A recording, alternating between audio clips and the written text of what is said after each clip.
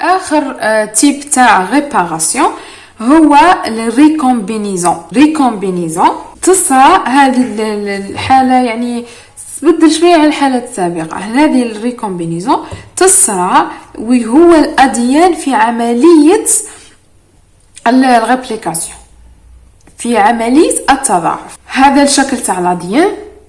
هنا الاديان بوليميراز غير عنده البروبريتي تاع ولا القدره انه يدير كوريكسيون، لكن يفوتوا بعض الاخطاء.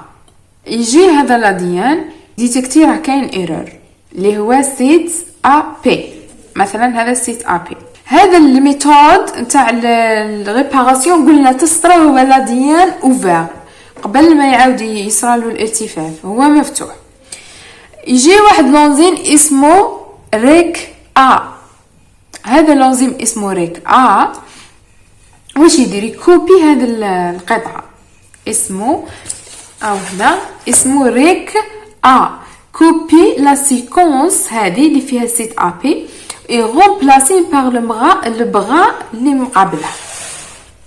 هنا هذا سيت ا بي. يجي ريك ا يقطعو ينحيه كامل من هنا لهنا، ومن بعد يغومبلاسيه بهذا البغا. هذا البغا يرومبلاسيه هنا، انه هنا هذا البغا هو نفسه فيه التتابع نتاع هذا، وتنتهي عمليه ريباراسيون. هذه عمليه نوعا ما سهله. اخر حاله لمن انا ما نعتبرهاش ميثود، نعتبرها ميكانيزم معقده بزاف وتحتاج شحال من ميثود تاع ريباراسيون اللي كانوا من قبل. هنا اسمها جان اس او اس. جان اس او اس وش فيها 20 جان او بليس، تحتاج 20 يعني مورثة فما أكثر.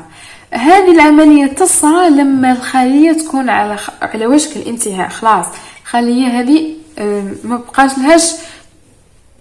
بقى لهاش حل واحد اخر تاكتيفي هذا الريباراسيون اللي هي الاس او اس، انقاذ الخليه من الموت. الهدف تاعها انه تنقذ الخليه من الموت باي طريقه من الطرق. هذه عندنا سيلول، انا شرحت لكم كيفاش تصرى. هذه سيلول تصرى لها ريبليكاسيون، يفوت ليرور ضعف، لقينا خطا، يجي الريك كيما هنايا الريك في ريكومبينيزون، في يعاود يصحح خطا وكلش. في الدوزيام حتى يكمل الريك يصحح سي تصرى ايرور واحده اخرى، تبقى كاينه ايرور واحده اخرى في الدوزيام. هذه هي دوزيام ريباراسيون. هنا تصرى اذا حتى الريك دار الريكومبينيزون تاعو وصحه ونحى ليرور وكلش، تصرى يفوت خطا. هذه هي الدوزيام ريباراسيون. هنا الريك يحفز ليكس وهذا الليكس سيت انزيم عنده سيت انزيم ماجور دو فونكسيون، عنده وظيفتين.